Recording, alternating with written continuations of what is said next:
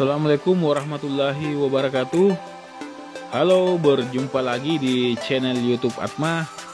Saat ini saya berada di Jalan Jenderal Sudirman, Kota Makassar, di mana kita ketahui saat ini masih dalam kondisi PSBB, pembatasan sosial berskala besar dibuat. Di sini saya melaporkan situasi lalu lintas berjalan lancar, aman, tidak ada kendala kemacetan apapun. Semoga sahabat yang saat ini masih beraktivitas di luar dimudahkan dan dilancarkan segala urusannya. Amin.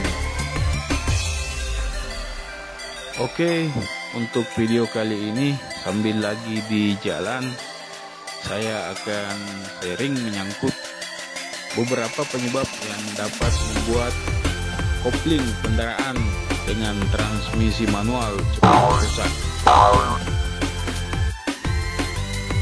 Oke, disimak videonya, tapi sebelumnya jangan lupa di subscribe channel YouTube Atma.